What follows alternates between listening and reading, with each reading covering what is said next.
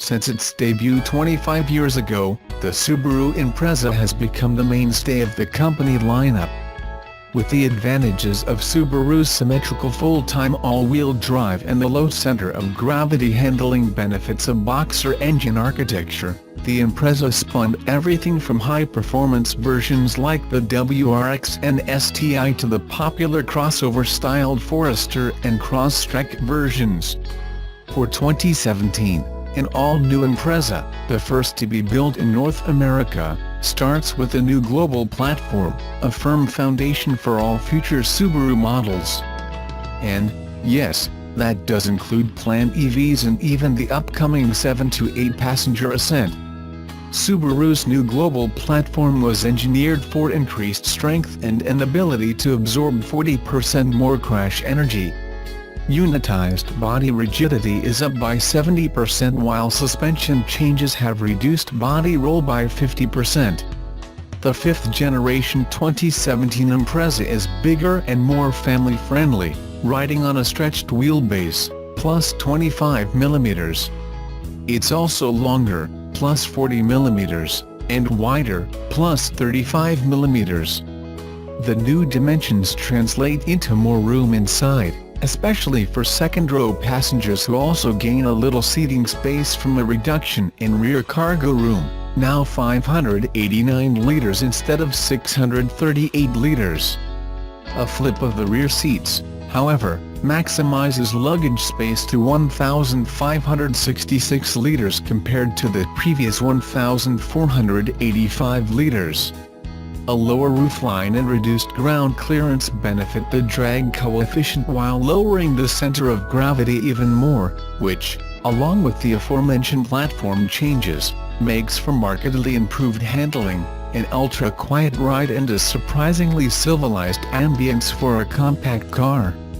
As the first model built on that new global platform, the Impreza also leads the way with Subaru's latest design language, including the signature hexagonal grille, Hawkeye headlights, prominent wheel arches and more emphatic body sculpting. Increased content levels included its award-winning available eyesight and other driver assist technologies. A revised FE 22.0-liter horizontally opposed boxer engine has shed weight while adding direct injection and tweaking fuel efficiency. A minor bump up in power results in a rating of 152 horsepower, plus 4 horsepower, and 145 pounds-per-foot of torque, managed through a standard 5-speed manual or a Lineartronic CVT, continuously variable transmission. The Impreza comes in 4-door sedan of 5-door hatchback, plus $900, configurations, marketed through 4 trim levels, convenience, touring, sport and sport tech. From that broad selection, let's explore 2 flavors of the popular Impreza hatchback model, with test drives of a 2.0i Sport 5MT, and a 2.0i Sport Tech with optional technology package, CVT.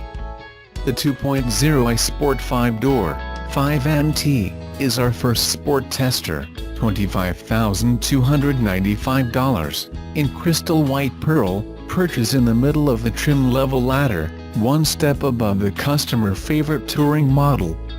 Its environs are substantially upgraded from entry-level versions with good, grippy, well-bolstered and nicely stitched cloth seats and with added content that complements traditional analog dials and sensible instrumentation, buttons and knobs where you need them, instead of searching and scrolling.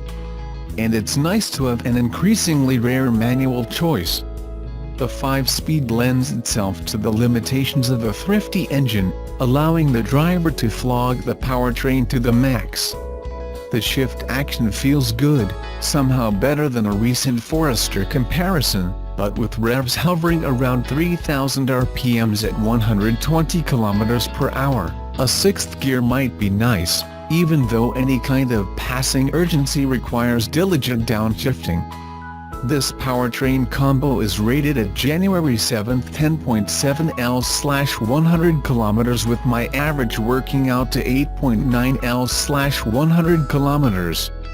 the 2.0i Sportec 5-door with optional technology package, CVT, is our second tester. The red top-of-the-line Sportec model, $30,995, boasts the same basic qualities as my first ride: doable seating for 5, quiet comfort and plenty of headroom, even with a sunroof intrusion. But it bolsters the package with bigger 18-inch wheels, exterior upticks, leather and all the luxuries, bolstered, in this case, by the technology package with the EyeSight system featuring pre-collision braking, brake assist and throttle management, adaptive cruise, lane departure and sway warning, lane keep assist, lead vehicle start alert, reverse auto braking and high beam assist. The CVT, a $1,300 option or included in higher trims, works well enough, shifting smoothly and saving your left leg in stop-and-go traffic, while still offering driver input through a 7-speed manual mode function with paddle shifter operation. The CVT has a taller top end and a manual, with the engine spinning at 2000 RPMs at 120 km per hour, its efficiencies contributing to an improved 8.5/6.4L/100 km rating. But, for whatever driving condition reasons, my averages were about the same, at 9.2L/100 km.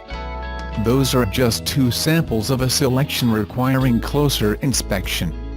And Subaru deserves credit for not only improving the Impreza but for holding price increases to a minimum after the 2017 model changes, and then carrying over the same MSRPs for the upcoming 2018 models. With that kind of dedication to consistency, unique technologies, improved qualities and increased content, the Subaru Impreza impresses more than ever. Hackers are always trying to get into places they're not supposed to be. The bad ones steal your stuff, hold it for ransom, and generally wreak havoc with the place. The good ones use the same methods, but report their findings to the public to make everyone aware of the vulnerability. Fortunately, it was the good hackers who figured out a major vulnerability in one of Subaru's keyless entry systems. This particular system has not been used since 2011, but many affected cars are still on the road today. They include 2006 Subaru Impreza, 2005 to 2010 Subaru Forester, 2004 to 2011 Subaru Impreza, 2005 to 2010 Subaru Legacy, 2005 to 2010 Subaru Outback. It's worth emphasizing that no new Subarus are affected by this vulnerability, nor is the Subaru BRZ, Sign FRS, or Toyota 86 of any year. This vulnerability is detailed on GitHub. Essentially, the digital code that the key fob transmits to the car isn't random, but incremental. That means that after listening into a few commands, it's possible to predict what the next code will be. This can be used to send your own commands to the car to lock and unlock doors, open the trunk, or engage the panic function without a key fob. It's also possible for the hacker to render the original key fobs inoperative, leaving the hacker in sole control of remote access to the vehicle. Utilizing this vulnerability requires a bit of electronic equipment, but nothing particularly rare or expensive.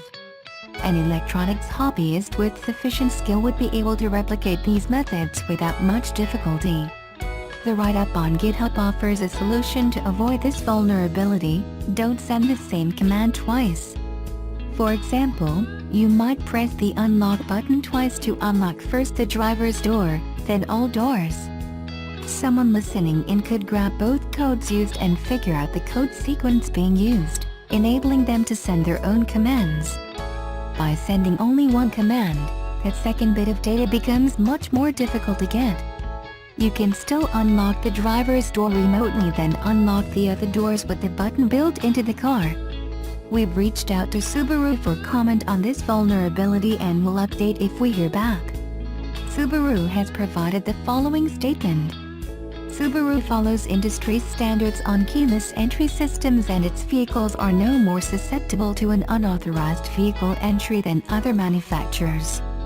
While this hacker report could be theoretically possible, we do not have any field reports where a customer's car has been accessed. The Subaru keyless entry system is not connected to the Subaru ignition system. Therefore, the car cannot be powered or started without the actual key. The Subaru keyless entry system uses a key fob that contains a short-range radio transmitter and must be within 50 feet of a Subaru vehicle equipped with the system to operate. This is a passive system. When a button is pushed on the fob, it sends a coded signal by radio waves to a receiver unit in the car, which locks or unlocks the doors and/or trunk.